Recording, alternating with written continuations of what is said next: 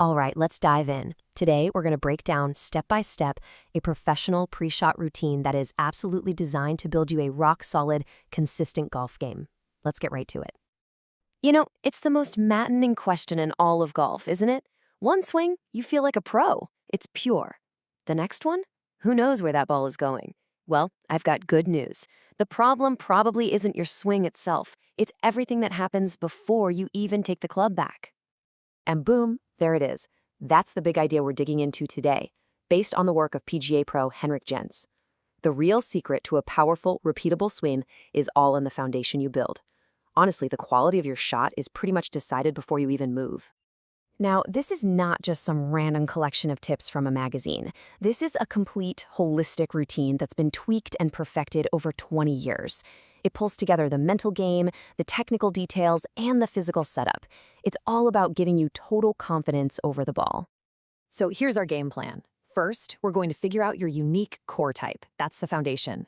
Then, we'll build the routine, piece by piece, starting with mental prep, moving to alignment and grip, stance and balance, all the way to a perfect posture and a balanced swing. Okay, before we get into a single step, we have to talk about the foundation of this whole system. See, this routine isn't a one-size-fits-all deal. It's customized to your body's natural way of moving, which falls into one of three core types.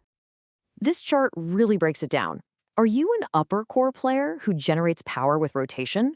Or are you a lower core player using the ground for leverage? Or maybe you're a middle core, a blend of both. Figuring out which one you are is the key, because every single adjustment we're about to make depends on it. All right, let's get into it. Step one actually happens away from the golf ball in what's called the thinking box.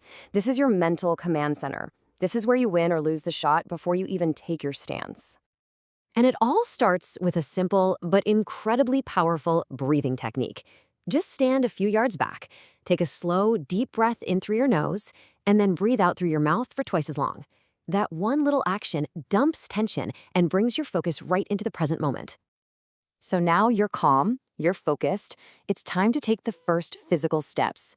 This is all about getting your club and your body perfectly connected to the target. Okay, the key here, and this is a total game changer, is using an intermediate target. Look, trying to aim at a flag 200 yards away is almost impossible.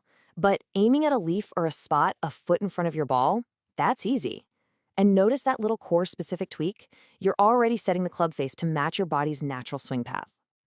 This is just brilliant. It shows exactly how your grip needs to be personalized. Just look at the V that your thumb and index finger make on your left hand. If you're an upper core player, it points right at your nose. A lower core player? It's pointing way out past your right shoulder. This has nothing to do with a strong or weak grip. It's about setting your hand position to help your natural swing, not fight it. I absolutely love this analogy. When you put that right hand on, you should feel that delicate, precise connection in your thumb and index finger. It's not a death grip, okay? It's a controlled connection, like you're handling something with finesse. And this chart shows you exactly why that feeling is so important. Look at this. The pros put most of the pressure in their lead hand. That's the left hand for a righty. Amateurs, we do the exact opposite. We strangle the club with our trail hand, and that just kills any chance of a smooth release. This is a huge, huge key to getting consistent. Okay, club and hands are set. Now let's build this thing from the ground up. Steps 4 and 5 are all about your stance. This is your engine room for power and your anchor for stability.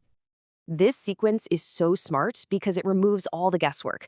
You put your right foot down first, and that sets your aim and your distance from the ball. Then, the left foot comes in to set your width. It's methodical, it's repeatable, and fun fact, it usually leaves you with a slightly open stance, which is exactly what the average tour pro has. And once again, it's all customized. An upper core player who needs to rotate freely will have a slightly narrower stance to free up those hips. A lower core player who needs that stable base, they'll go a little wider. This isn't just random preference, it's pure biomechanics, matching your setup to your engine. We're at the final step of the setup, posture. This is where we lock in all the body angles and tilts to get into a really athletic position, ready to unleash the swing. Man, there is so much gold on this slide. Just look at the difference in forward tilt from the hips. An upper core player is bent over more, while a lower core player is way more upright. And that shoulder tilt is fascinating. The lower core player creates that classic reverse K look, dropping the right shoulder way down to help power the swing from the ground up. Each of these postures is perfectly tailored for efficiency. So, we have meticulously built our setup, from our breath to our grip to our posture. What's the payoff? The payoff is a swing that is in perfect balance, which is what produces those consistent, pure shots. And really, it all boils down to this: balance.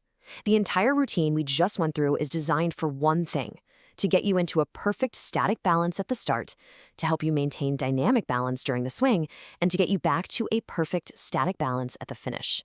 Here's a tip: if you can hold your finish for 2 seconds without stumbling, you know you are in balance. And what's great is that this whole system works for every single club in your bag. The process is exactly the same. The only tiny adjustment you make is that the ball position creeps forward in your stance as you go from an iron to a hybrid to a driver. But the principles of alignment and balance, they stay exactly the same. So listen, this is probably the most important takeaway of all. This routine is a template. It's not a prison. These are really sound biomechanical starting points. Your job is to take them and play with them. Nudge them around until you find what feels the most comfortable, the most stable, and ultimately the most powerful for your body. So I'll leave you with this question. Think about your own routine right now. Is it the breathing, the grip pressure, the stance width? Just ask yourself, out of everything we just covered, which one of these steps, if you really owned it, could totally transform your consistency on the golf course?